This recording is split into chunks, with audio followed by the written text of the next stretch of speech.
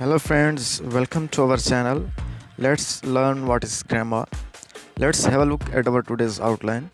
In this video we will discuss morphology, morpheme and types of morpheme. So first let's start with the definition of morphology.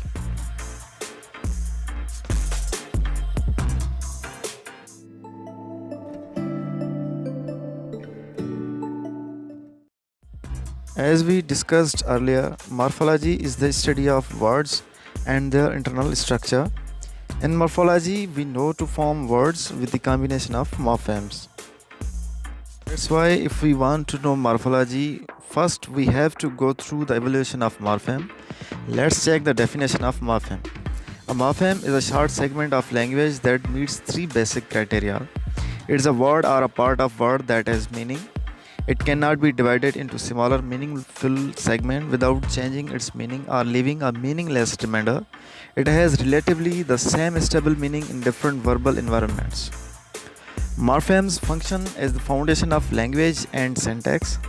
It is the smallest unit of any language. By adding two or more than two morphemes, we can have a meaningful new word. For instance, morphology itself is a combination of two morphemes, morph and logy. And when speak is added with ing, we have new word speaking. In this word, speak is an open morpheme, whereas ing is a bound morpheme. Remember, combination of open and closed morphemes or two open morphemes can make a new word, but two bound morphemes cannot make any word. In linguistics, we would further classify morphemes either as phonemes, the smallest units of grammar recognizable by sound, or graphemes, the smallest units of written language. So now let's move to the types of morpheme. First we have free morpheme. The free morpheme is just a simple word that has a single morpheme, thus it is free and can occur independently. For example, David wishes to go there. In this sentence, go is a free morpheme. Second, we have bound morpheme. By contrast to a free morpheme, a bound morpheme is used with a free morpheme to construct a complete word as it cannot stand independently. For example, the farmer wants to kill duckling. In this sentence, er of farm, s of wants and ling of duck are bound morphemes which are added to construct new words. Free morphemes are recognized as root or base words. Free morphemes stands alone. In our parts of speech, noun, pronoun, adjective, verb, adverb, preposition, conjunction, interjection, and determiners and articles are free morphemes. Bound morpheme is added to free morpheme to construct a word. It cannot stand alone in the sentence. In our grammar, affixes are bound morphemes. Affixes are of three types: prefix, infix, and suffix. Prefixes are added in the beginning of a base word to construct a new word. For example, unable, impossible, legal, disorder, rewrite, irregular, misconduct. Un, em, il, dis, re, ir, mis are prefixes.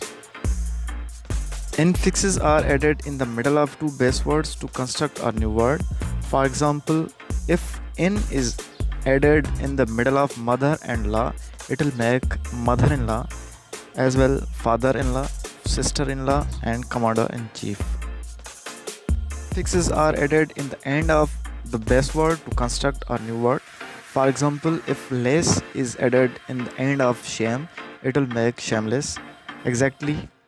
Wise, if s is added in the wise. Hack plus ed, hacked. Grade plus full, grateful. Dictate plus ion, dictation. Brother plus hood, brotherhood.